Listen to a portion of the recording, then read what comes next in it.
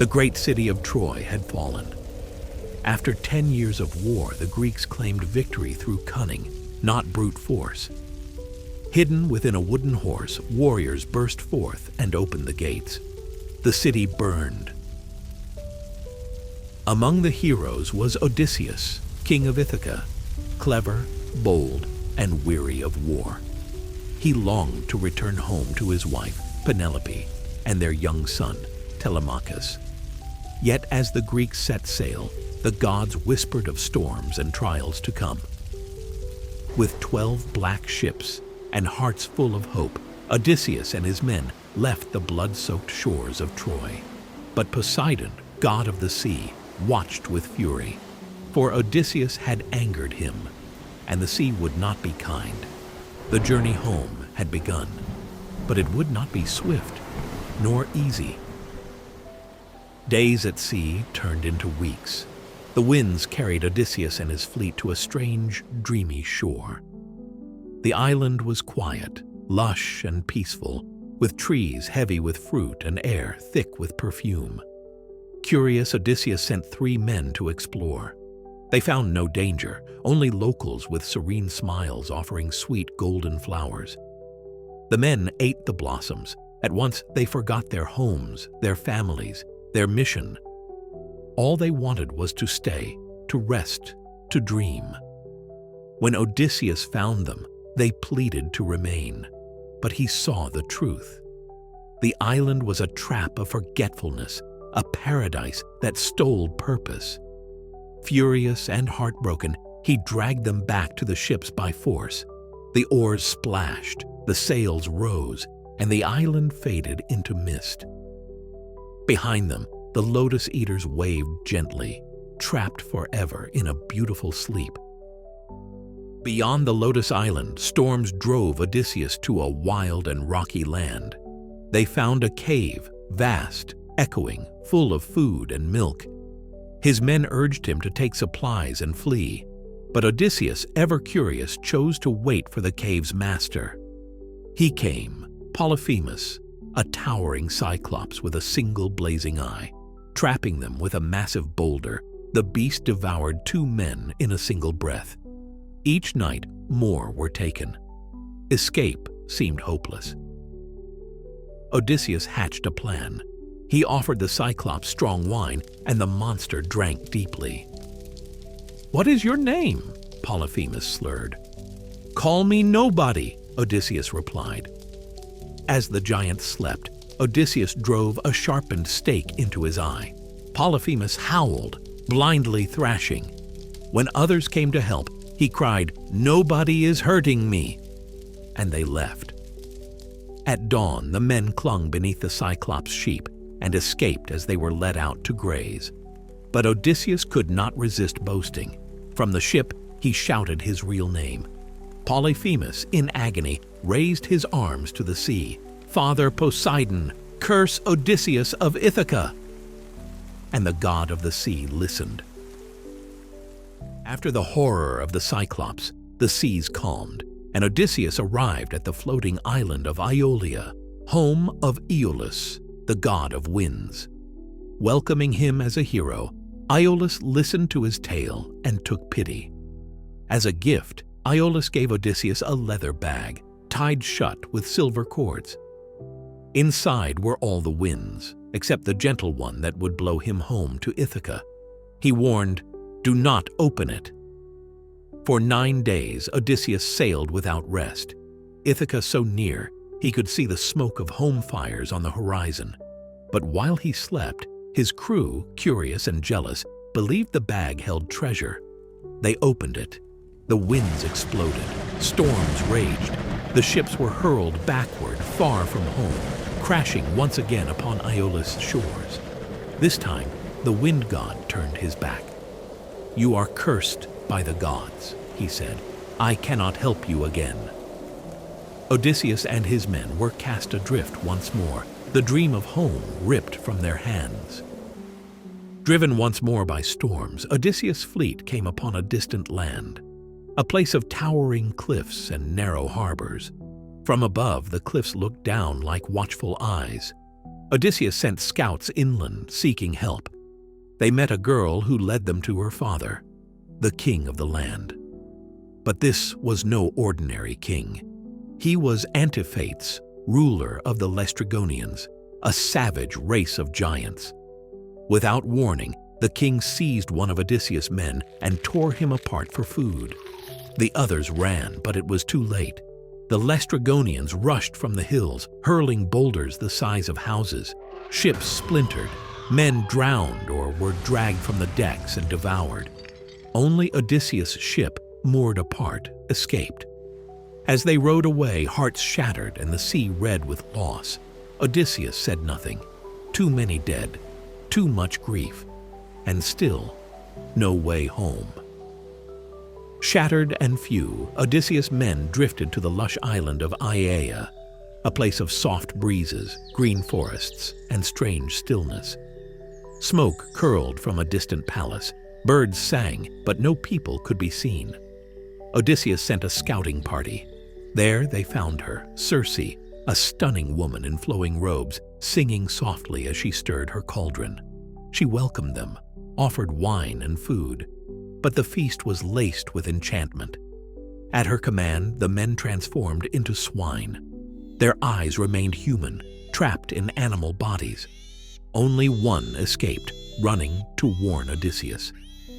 Guided by the god Hermes, Odysseus approached with a magical herb to resist her spell. Circe, shocked when her magic failed, fell to her knees. Odysseus demanded his men be restored. She obeyed. But days turned to weeks. Her halls were warm, her words gentle, and the pain of the past began to blur. Circe begged him to stay. Still, after a year, Odysseus remembered home.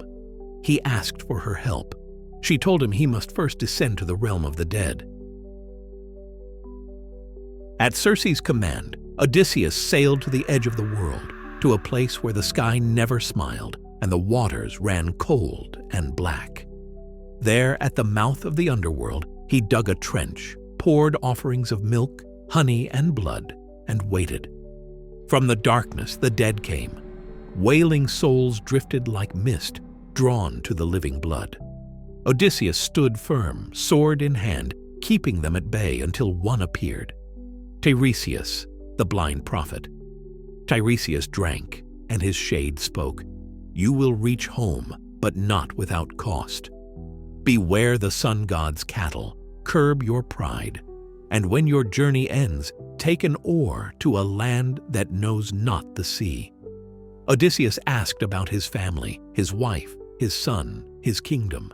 But more souls pressed in. He saw his mother, who had died of grief.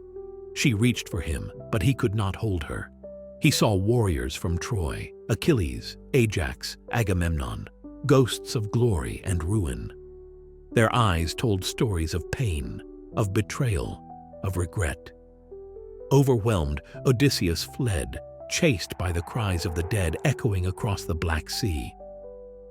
Odysseus sailed on, heavy with the words of the dead, but danger still lay ahead.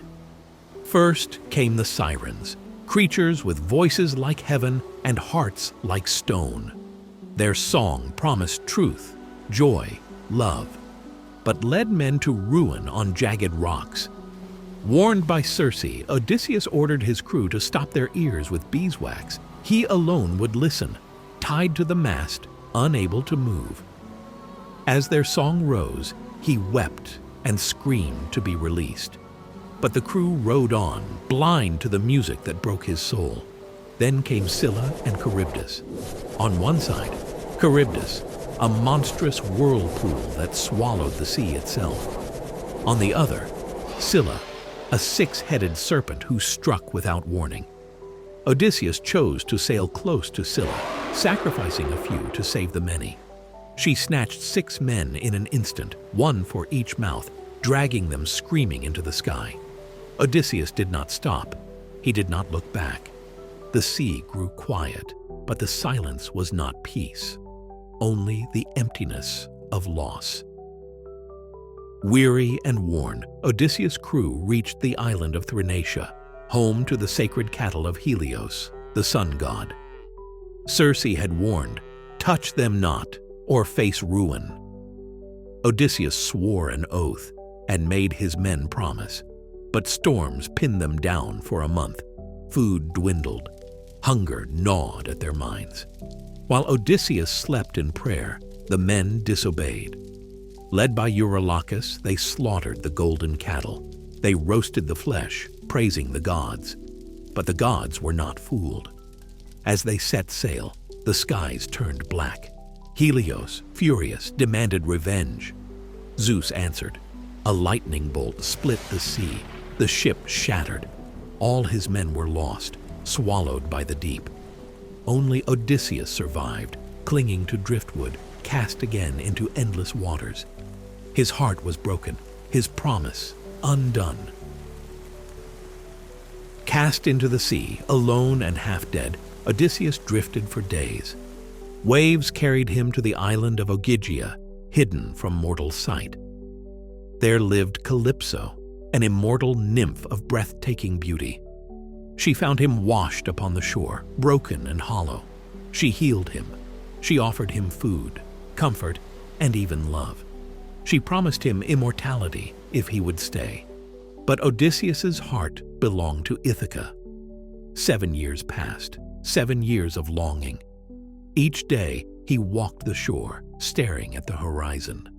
Tears mixed with salt water.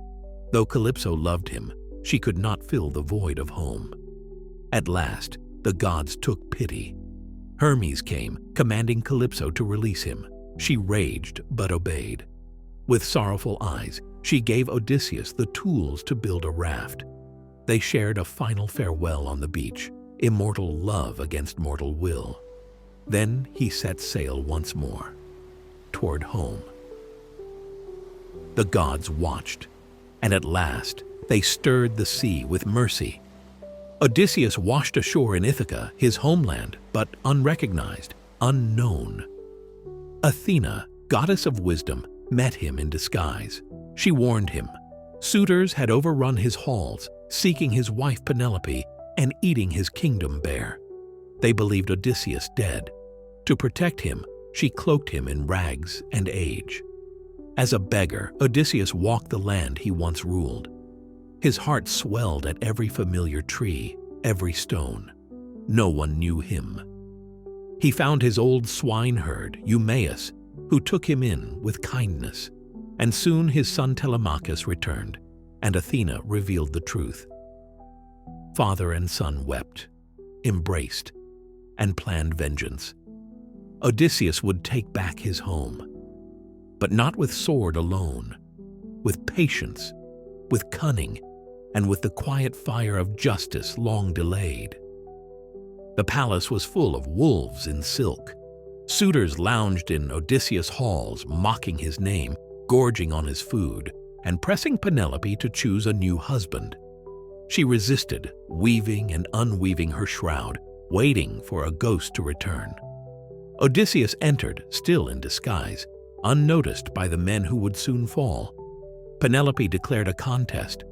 Whoever could string Odysseus' great bow and shoot an arrow through 12 axe heads would win her hand. None could do it.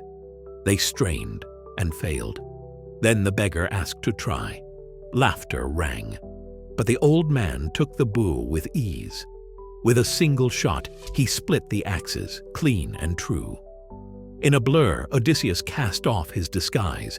Telemachus drew his sword. Eumaeus barred the doors. Vengeance sang in silence. Arrow after arrow flew. The suitors cried out, but there was no mercy. One by one, they fell. When it was over, Penelope stood before him, eyes full of doubt. She tested him, asked a question only her husband would know. Odysseus answered, and at last, after storms and monsters, gods and ghosts, he was home. Through gods and monsters, storms and sorrow, Odysseus endured. Not for glory, not for riches, but for home. Because the greatest epic is returning to those who never stopped believing you would.